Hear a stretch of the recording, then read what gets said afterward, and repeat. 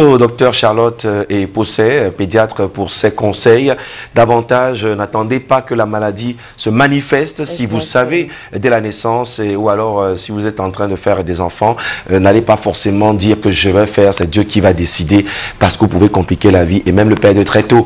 Mais vivement encore, restons prudents. Absolument. Et prenons soin de nous avant l'accouchement et après, si vous êtes concerné par cette maladie. Vous le savez très certainement, chers téléspectateurs, la drépanocytose est donc cette première maladie génétique qui affecte le malade dès la naissance. Et on va rappeler que depuis 2009, le combat contre la drépanocytose fait donc partie évidemment des priorités de l'Organisation mondiale de la santé. Ça nous permettra de rallier Yaoundé, si tout est bien calé, justement pour recevoir en direct Monsieur GPE pour la lecture des unes des journaux qui ont donc été publiés ce jour sur l'ensemble du triangle national. Oui. Dernière sortie, on lui souhaite un excellent week-end. GPE, assalamu alaikum, prenez le pouvoir parce que c'est à vous Yaoundé, c'est à vous GPE. Prenez le pouvoir parce que c'est à vous Yaoundé, c'est à vous GPE. Bonjour Douala, bonjour Aimé, bonjour Patricia. C'est évidemment le cœur enflammé de joie que je vous accueille à Yaoundé. C'est la capitale camerounaise. Vous, mais également les millions de téléspectateurs de Canal 2 International, ceux du Cameroun et du monde entier qui sont tous chargés faute d'informations. Bienvenue donc à la revue de presse sur Canal Matin et sur Canal 2 International. Pour commencer ce matin, on va parler du premier ministre et chef du gouvernement Joseph Dione Ngouté qui l'avait d'ailleurs promis. Il ne fléchira pas s'agissant de la lutte contre la pandémie du siècle, le coronavirus sur le sol camerounais, le pays de Paul Biya. Le chef du gouvernement, Joseph Dione Ngouté, qui était encore hier pendant la réunion en train d'instruire un certain nombre de faits pour pouvoir progresser dans la lutte, donc la riposte camerounaise en la matière. C'était donc hier pendant la réunion devenue hebdomadaire du comité interministériel chargé de la stratégie nationale de riposte contre la pandémie, le coronavirus. Il en ressort selon le quotidien camerounais à capitaux publics, Cameroun Tribune édition de ce jour, que les malades vont tous être transférés dans les centres spécialisés qui avaient été décidés en leur temps par lui-même, c'est-à-dire par le premier ministre et chef du gouvernement Joseph Dione Ngouté. Et pour la petite histoire, il y a eu d'autres instructions qui ont été données s'agissant du secteur des transports, notamment transport aérien, terrestre et fluvial, pour permettre ainsi à ces secteurs-là de pouvoir participer efficacement en renforçant davantage les mesures barrières en termes d'observation dans ces secteurs qui ont un peu plus stratégiques et sensibles s'agissant de la propagation de la COVID-19. Ainsi dit, il y a donc eu cette réunion hier. En attendant la semaine prochaine, il a donc été instruit le transfert des malades de la COVID-19 dans les centres spécialisés qui ont été décidés par les bons soins du gouvernement. Et Singan, l'hebdomadaire en kiosque ce jour, avait déjà fait le constat selon lequel les centres spécialisés justement cherchaient occupants. Ils ont été créés au mois d'avril dernier, se souvient encore le journal, mais à ce jour ne sont occupés qu'à 10% seulement. Par exemple, le site d'Orca, pour parler ainsi d'un des centres agréés à Yaoundé, la capitale camerounaise, et bien là-bas, il y a seulement 46 malades qui ont été transférés de ce côté-là sur une capacité globale de 320 places contre 0 occupants du stade militaire de Yaoundé, dont l'hospitalité est de 150 lits. Et voilà quelques-uns des chiffres qui sont proposés par Essingan ce matin pour montrer comment les centres spécialisés agréés cherchent simplement occupants, cherchent donc preneurs. Science Watch, également en kiosque ce matin, profite de ces données pour reposer la problématique de la prise en charge des malades dans les hôpitaux publics et notamment au Cameroun. Elle est encore virtuelle. La gratuité des services de soins de santé au Cameroun, affirme justement le journal à l'issue d'une enquête qui a été menée notamment dans les centres hospitaliers publics. L'hôpital de Bertoua comme celui de la CNPS hier sont là deux exemples qui ont été tirés par le journal et qui ont offert ces spectacles à tout le moins désolants et qui a donc achevé d'éventrer la corruption de certains personnels médico-sanitaires au Cameroun qui brillent par la corruption jusqu'à la mort de leurs patients. Et à l'origine, il y a, dit-il, en termes d'explication, la réglementation peu ou mal connue des patients et donc des Camerounais qui ne savent pas très souvent à quel sens se vouer quand ils arrivent à l'hôpital et quelles sont leurs obligations en termes de paiement des charges. Eh bien, tout cela fait partie de ce pourquoi le journal Science Watch édition de ce jour parle d'une virtualité en termes de la gratuité gratuité des soins de santé encore au Cameroun et en temps de maladies classiques comme en temps de Covid-19 qui est d'ailleurs une maladie tout à fait récente encore. Il est bon de dire que la sensibilisation sauve et guérit. Le quotidien Mutation de Gab, Georges Alain Boyomo, fait ainsi la part belle à ces valeureux musiciens d'ici et d'ailleurs qui ont décidé de se consacrer au chant, un chant d'espoir face à la propagation de la Covid-19. Un dossier sur 3 plages étalé par le quotidien Mutation qui est d'ailleurs fondé sur les visages musicaux. Les visages les plus connus, on les retrouve aisément. Mystère Léo, Valsero, Oncle Chama comme les autres, eh bien, ils sensibilisent par l'art musical en proposant des produits à caractère éducatif s'agissant de la lutte contre la Covid-19. Sensibilisation, voilà également ce à quoi s'attelle Samuel Libok Mbe qui fait la une principale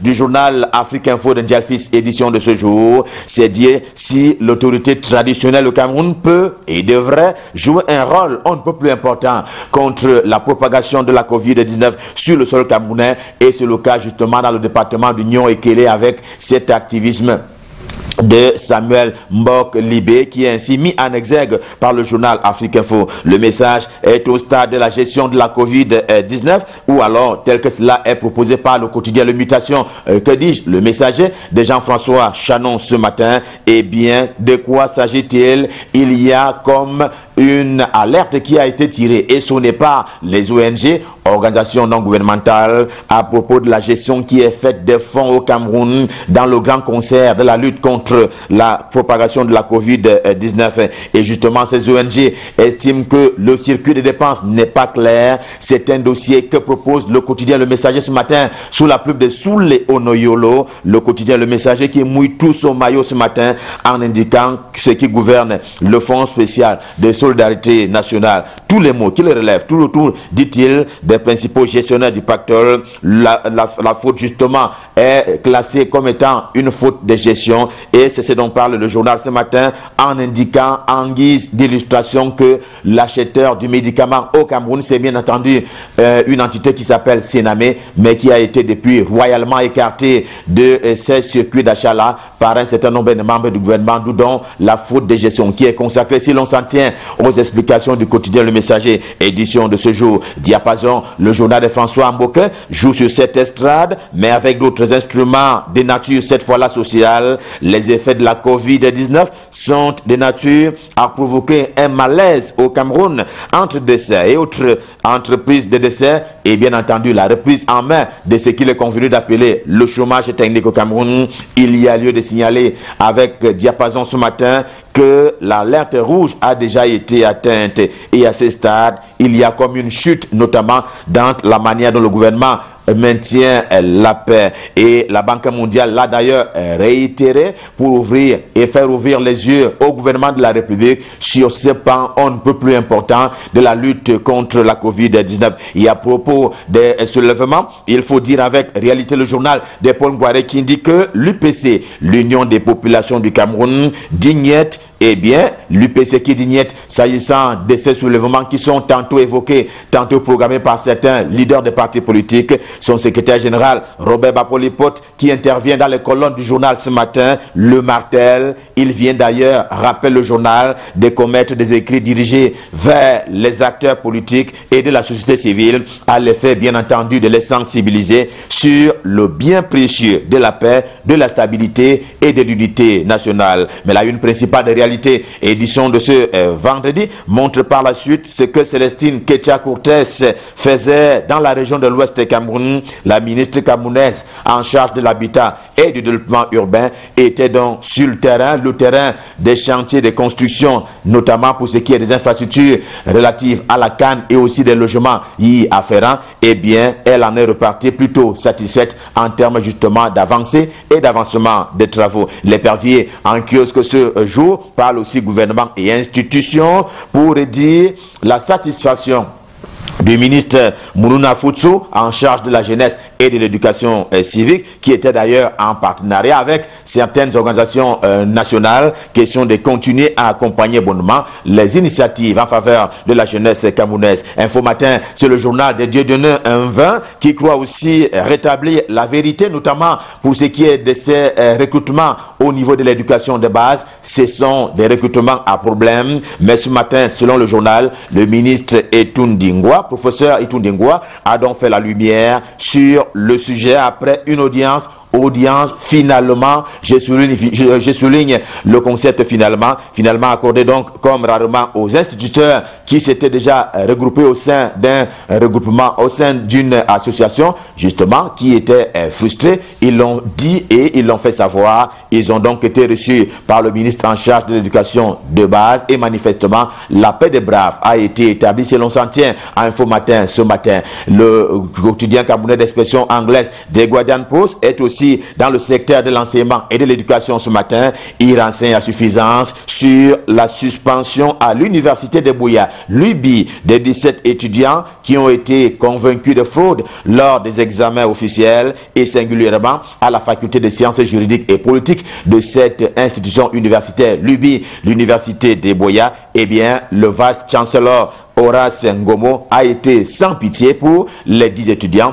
qui ont été ainsi sanctionnés pour la faute qui a été justement établie. L'économie quotidienne en kiosque ce jour se penche pour sa part sur les activités de la session parlementaire à l'Assemblée nationale et au Sénat. Et pour le cas de l'Assemblée nationale dirigée par Kava Yege Djibril, les députés s'intéressent avec intérêt au commerce illicite du tabac. Un projet de loi y afférent est actuellement d'ailleurs défendu par le ministre Luc Malgoire Tagada en charge du commerce au Cameroun. Il vise bien entendu à traquer davantage le commerce illicite du tabac. Et en termes de défense, prospective nouvelle, le journal de Jean-Baptiste Biaye se veut un peu bouclier de la première dame ce matin. Eh bien, une première dame que les esprits malveillants ont donné morte dans les réseaux sociaux. Et pour le journal, cela s'appelle simplement sabotage contre l'épouse du chef de l'État dont les heureux sociales parlent d'elle-même. Et justement, c'est ce que martèle prospective nouvelle en kiosque ce jour. On parle de mort. Paul Biya, là aussi, été donné tout récemment encore. Tout le monde s'en est inquiété à un moment ou à un autre, y compris Saint-Éloi Bidung, du nom de ces militants du RDPC, qui est par ailleurs conseiller municipal à la commune de Yaoundé 6e, qui demande donc à Paul Biya de faire de lui Saint-Éloi Bidung, ministre et donc membre du gouvernement, de former le gouvernement et de présider personnellement le Conseil supérieur de la magistrature au rang justement des actes de souveraineté qui vont achever de terre les langues on ne peut plus malveillantes. C'est là la proposition de Saint-Éloi Bidung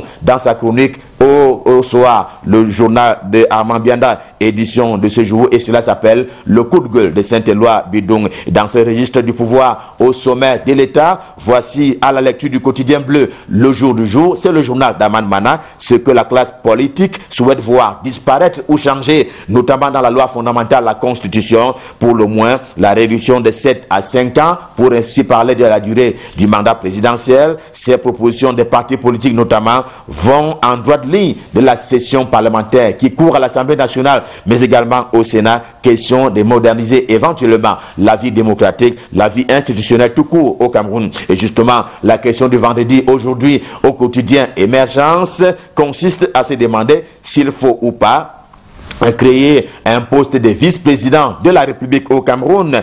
Une partie des intervenants pour parler des experts qui s'affrontent ce matin dans les colonnes du quotidien Émergence. Une partie a doublé cela, mais non sans d'autres révisions à opérer dans la loi fondamentale. Une seconde catégorie prône pour ainsi dire le respect de la norme en l'état actuel des choses, à condition bien entendu de renouveler la classe politique. Et puis, c'est aujourd'hui que l'on saura ce qu'il en sera justement des obsèques du patriarche Foto Victor. Le tribunal va donc statuer après avoir rejeté la demande d'autopsie qui avait été formulée du côté des Nanterre en France. Jusque-là, la bataille court. Elle court sur la date et la forme des obsèques du pionnier des industriels camerounais. C'est à lire dans les colonnes du journal que dis-je, le quotidien Émergence, édition de ce vendredi. Stop fin pour la revue de presse, le dernier rendez-vous de la semaine. Eh bien, nous prenons rendez-vous pour lundi prochain quand il sera 7h pour le même exercice et nous serons dans les mêmes dispositions et même prédispositions. Question de vous servir. Et par anticipation, je m'en vais vous souhaiter un excellent week-end. Et pour le moment, je vous invite à repartir du côté de Douala pour retrouver Aimé et Patricia qui sont tous les deux bien aimés à Yaoundé, au Cameroun et dans le monde entier. C'est bien entendu pour la suite et la fin de Canal Matin. C'est à vous Aimé, c'est à vous Patricia, c'est à vous Douala et bon week-end par anticipation. C'est à vous Aimé. Vivement lundi et en santé. Merci encore, j'ai Saint-Pierre et Sono avec le cœur enflammé de joie. Je suis certain qu'à la maison ou alors sur Internet, pour ceux qui regardaient sur la page Facebook de Canal 2 International ou le compte YouTube, et bien la revue de presse de ce 19 rentre en gare et toutes les équipes derrière en direct de Yaoundé, ils nous retrouvent le soir en direct pour débrief actu, l'infatigable, l'inamovible GPE qui simplement... C'est tous les fronts en fait. Ah ben oui. Naturellement, peut-être pour ressortir littéralement de la revue de presse, on va parler de cette décision du délégué régional des enseignements secondaires pour la Damawa. Voilà cette décision qui vise donc l'année académique 2019-2020. Par exemple, les classes pour les classes intermédiaires, c'est-à-dire cours moyen 1, CM2, CM1, les notes par exemple de 8 sur 20 pourront passer. Évidemment, dans les classes, je veux dire plutôt dans les classes secondaires, je pense. Dans les classes intermédiaires, en dehors de la classe de 3e et bien sûr terminale. En fait, ce qui fait polémique dans cette actualité qui a quand même tourné toute cette semaine et dans les rédactions et sur le net, c'est le barème de 8. Donc on demandait, est-ce que vous serez prêt à voir vos enfants aller en classe supérieure avec 8 de moyenne? Ben, soyons responsables de nos choix. Après, je pense que c'est des mesures, ce n'est pas national, c'est dans une région bien précise, mais la question du niveau d'études, du niveau de compétences des enfants revient toujours à la surface avec la situation du coronavirus, parce que justement on n'a pas couvert tout le programme. Mais bon, ça a questionné, ça a fâché, donc on dit on n'a pas le choix, d'autres disent non, il faudrait, si l'enfant n'a pas atteint la moyenne c'est 10. Quand on est déjà en train de négocier, bon, ce n'est pas 9 forts, comme disait l'artiste Sojip. Et là, on n'est même pas à 9 forts, on est à 8. À 8, espérons que ça va changer, parce que je doute fort que l'application soit immédiate. La question est encore pendante. Et forcément, ça a fait les choux gras de la presse. Locale, bien sûr. Et bon, nous, on salue tous nos amis journalistes, reporters et autres qui se battent pour donner en saveur l'actualité. Comme par exemple, on parlait encore tout à l'heure de cette réunion avec tous les chefs de département ministériels du Premier ministre, parce qu'il faut déjà voir comment corriger ou revoir certaines mesures. On parle des voies aériennes et des frontières qui devront être donc ouvertes. Il y a beaucoup de choses qui doivent être faites et nous on croise les doigts en disant le coronavirus est toujours présent et au niveau des chiffres, on n'est pas encore sorti de l'auberge. Absolument, il faut mettre un accent particulier sur le respect des mesures barrières qui ont donc été dictées par l'OMS et naturellement le gouvernement camerounais. Et pour revenir toujours à cette décision du délégué régional des enseignements secondaires, les enseignants de ces classes intermédiaires n'iront pas en congé. Donc, ils donneront un coup de main aux autres, à leurs collègues évidemment des classes d'examen. Et vous le disiez tout à l'heure, au regard de la crise sanitaire qui a eu un impact sérieux, pas seulement dans le domaine de l'éducation, dans tous les domaines pratiquement, je pense qu'il est difficilement, on ne peut pas facilement évaluer les élèves. Voilà, donc je pense que c'est ce qui a permis à ces autorités de prendre ces décisions. Alors, pourvu qu'on prenne en charge, comme il se doit, les enseignants. Cette semaine encore, il y a eu des grèves que la presse a relayées. C'est bien beau de leur mettre simplement, de leur donner la responsabilité d'être des sauveurs, des super-héros. Mais il est important, Martial, que les enseignants, n'est-ce pas, soient pris normalement en charge. Il y en a qui n'ont pas eu de salaire depuis. Bon, je ne suis pas enseignant, mais c'est grâce à eux que nous sommes là. Donc, ne négligez pas le maître, la maîtresse, le professeur, du primaire, de la maternelle au, je vais dire, au niveau étudiantin. On doit donc leur dire bonjour ce matin et soyez forts. Eh bien oui, nous sommes le 19 juin, Patricia. Les mesures de distanciation qui seront bien respectées. On salue d'ailleurs ces efforts du corps enseignant parce que depuis le début, notamment justement depuis je pense le 4 juin dernier, justement depuis la reprise, le 1er juin, autant pour moi, 4 de pour façon les classes, séquencée, voilà, tout à fait. De façon graduelle. On va saluer tous ces efforts du corps enseignant pour ce qui est donc du respect. Donc ils ont amené les enfants à s'habituer, on se rend compte que voilà, la mayonnaise a pris, donc nos bouts de chou et nos élèves évidemment du secondaire et du supérieur se battent évidemment pour respecter parce qu'il va notre santé à tous. Voilà. Aujourd'hui, ils sont à l'honneur, nos stars du jour, les Gémeaux du 3e décan, mais dans quelques jours ce sera terminé et puis les concerts prendront le relais. Alors, anniversaire par exemple, aujourd'hui nous sommes le 19 et c'est les Romuald, le prénom. Ça n'a pas été compliqué pour ses parents, il s'appelle Romuald et c'est son anniversaire aujourd'hui. Donc double événement pour Loco, Romuald, Aristide, happy birthday à toi. Et puis on fera aussi un clin d'œil particulier à Eddie Mbolo, c'est la maman de Cheryl Mbolo, Cheryl, qui est en train de dire merci Papa God pour mon anniversaire. Et maman Mbolo te dit happy birthday ma fille Cheryl, Cheryl, happy birthday à toi. Alors celui qui a un an de plus aujourd'hui parmi nos stars du jour est un passionné du journalisme depuis le secondaire et aujourd'hui c'est un journaliste aguerri, Marc Aurel Yonga qui a donc un an de plus aujourd'hui. Qu'est-ce qu'on peut t'offrir en ce jour? Je pense que peut-être un coin de souris parce que aucun cadeau n'est petit, surtout quand ça vient du cœur. Non, surtout quand ça vient de vous. Le sourire, quand ça vient de vous, c'est différent. Je peux sourire avec toute l'élégance possible, mais ça n'a pas le même effet que quand c'est une femme.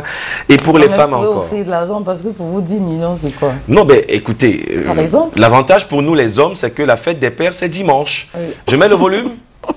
La fête des pères, c'est dimanche. N'oubliez pas. Bonne fête à tous les papas. Bon, on n'a pas besoin de faire la publicité des papas. Exact. Mais ce serait bien de temps en temps pour ces hommes veufs, parce qu'il en existe. On pense toujours que c'est la femme qui a tout sur elle, mais il y a des hommes qui font beaucoup plus que ce qu'on pense très souvent. Il y a des hommes qui se battent plus qu'il ne faut, qui donnent tout, mais ne reçoivent pas toujours en retour. Donc pour les pères, que vous êtes, que nous sommes, sentez-vous d'abord fiers et Papa God saura nous récompenser comme il a donné à nos côtés une femme pour faire notre vie à partir de notre côte. Bonne fête à tous les pères. Et je pense à un papa, le président de l'Africa Volée, vous savez comment il s'appelle? Non, il s'appelle comment? Monsieur Abouem Serge. Ah, mais bien alors, sûr. Pourquoi je parle de Monsieur Abouem Serge? En fait. Parce que il donne beaucoup comme père, comme président, il fait son travail, et d'ailleurs toute l'équipe de la Fédération camerounaise de volleyball. Mais récemment, il a eu le bonheur de voir une mère, n'est-ce pas, veiller aussi à ce que l'œuvre qu'il porte avec la fédération soit plus prompte. Donc 20 sacs de ciment pour la construction du collège sport études de volleyball, c'est-à-dire que les enfants iront à l'école fréquenter et faire du volley. C'est comme ça qu'on réussit à développer une nouvelle génération, comme dans d'autres pays, ils sont trop forts. Pourquoi? Parce que le volley est commencé très tôt. Donc c'est Madame Ovono Magui, à qui il faudrait vraiment, c'est une dame à qui il faut rendre hommage. Parce qu'elle a réussi à faire quelque chose que beaucoup ne font pas toujours. Elle est discrète, mais offrir ce matériel pour la construction du collège sport-études à l'Africa Volée, et ben, M. Serge Abouem lui dit merci, et nous on vous dit merci à toutes et à tous de concourir à la promotion et au développement, n'est-ce pas, de nos infrastructures sportives. Naturellement, je pense que pour enchérir votre propos, des personnes comme cette dame, on en compte du bout des doigts d'une seule main. Et j'imagine que le président ce matin dit, mais Patricia, comment vous pouvez dire que vous ne connaissez pas? Je l'ai fait exprès, parce que naturellement, on vous connaît et on connaît évidemment votre dynamisme, voilà, qui n'est plus à démontrer dans ce qui relève évidemment de vos prérogatives, parlant notamment du volley. Je voudrais simplement mimer les extraits de ma chanson du cœur. Et aujourd'hui, vraiment, aujourd'hui on va savoir s'il y en a qui connaissent la belle musique, la old school. Si je dis oh Casanova, oh oh oh, peut-être ça vous dit quelque chose. Le nom ne vous dit presque rien. Il s'appelle Levert, Levert, L-E-V-E-R-T, mais la chanson est un tube depuis de longues années. On est dans la old school. Alors, Casanova, c'est la chanson de Levert qui est en face de l'homme qu'on appelle Snow. Snow, c'est qui? Informe. Bon, je ne suis pas bon chanteur.